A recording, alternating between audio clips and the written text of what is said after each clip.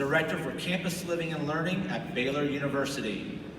Over her 18-year tenure in the field, Tiffany has worked at Elon University, Vanderbilt University, the Washington, D.C. Center for Internships and Academic Seminars, and Appalachian State University. Tiffany has a passion for inclusion, mentoring, and team development. When she is not at work, she loves cooking and baking, discovering new music, and hosting gatherings.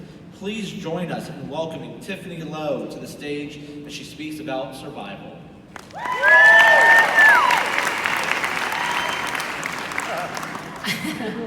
I wanted to talk about survival today because it seems like this is an ongoing theme and more prevalent in conversations I have with friends and colleagues. You know, this word is something that we use to describe our day, our week, sometimes an entire semester. But it seems like there's this shame attached to it, right? Oh, I'm barely surviving. I think I can do this, but I'm surviving, maybe, and it's really embarrassing. But why is that? Why do we see surviving as a negative in our lives? What do we think we're supposed to be doing, and is it a reasonable expectation? Everywhere I look, I see messaging that tells me I should be thriving, not surviving, not just surviving. But everyone else is doing it. Why can't you live a fulfilled life? You need to try harder. You can thrive, don't just survive. What does that even mean? I mean, I get it. I know what it means. But what's the real message here? You know, as a director of a department and a mother of small children and someone who can sometimes remember to close the garage door when I'm leaving in the morning, I've learned that sometimes survival is as good as it gets. And that's okay. It's not like I'm living a lesser life. It doesn't mean I've settled. It means that right now, if I can get my kids' dinner on the table, I can answer my work emails, and I can keep my dogs from escaping into the backyard, or actually the neighbor's backyard, then that's a good day. Add some vegetables and a trip to the gym, and it's a bonus.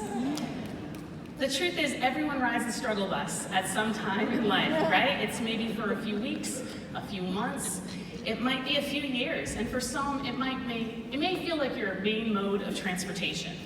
But the point is, we all experience a challenge in our lives.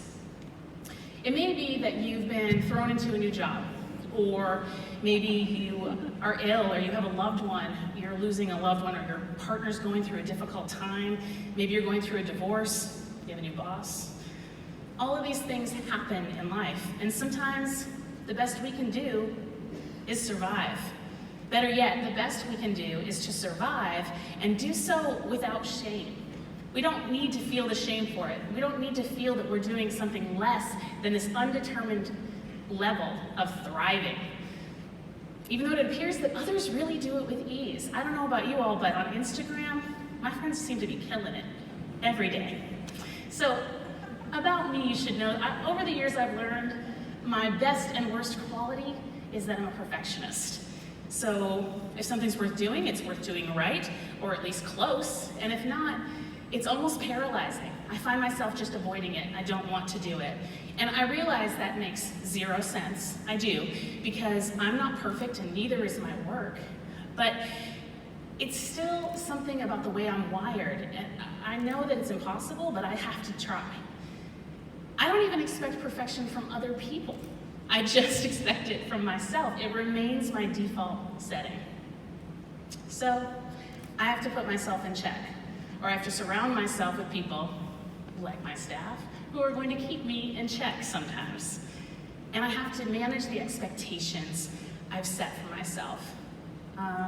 It's just healthier for me and healthier really for everyone around me.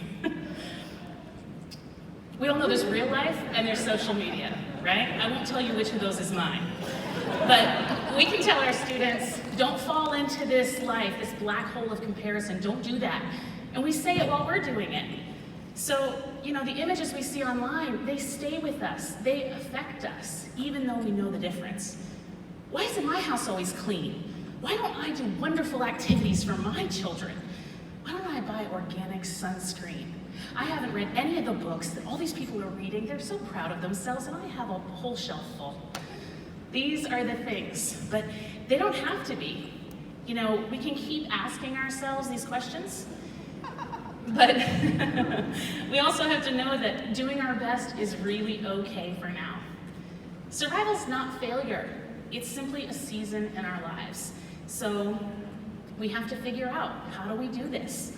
How do we survive with success and not with shame? Well, first, we let go of perfection. It's impossible anyway. So we manage our expectations, right, every day, of our staff, of our students, maybe supervisors, and perhaps we now need to manage our own of ourselves. And giving ourselves grace in this way is a game changer. And we need to make attainable, reasonable goals for ourselves. So if you like a big to-do list, make it. But then tell yourself you're not going to get it all done at once. You're not going to get it all done today. You choose what you'll do, and at the end of the day, it's still a win. And then finally, I think you need to clear your mind, right? This idea that the questions and the never-ending tasks, they just become this noise in your mind, and they only multiply. So take a break, get it all out of your head, write it down if you need to, and then walk away. Take 10 minutes to breathe. Think of it as minimalism for your mind. And last, I think you should lean into your community, whether that's your partner or your church or your family or whatever that community looks like. It can feel so lonely when you're trying to survive, and it doesn't have to. You can lean into those people to give you support and to give you those hard truths when you need them. Surviving these difficult times in our lives is an achievement. It's something all of us go through at some point or more than one point in life. And when we choose it and we do so mindfully, then we control that a little bit. We're not settling, we're surviving. And we can take on a mountain of challenges. That's not to say we shouldn't seek to thrive. Of course we should. But when you're trying to remember to brush your teeth every day, it may not be a reasonable expectation. So, instead of pushing so hard all the time, even when you're running on empty, in those seasons, choose survival. It's okay to embrace it.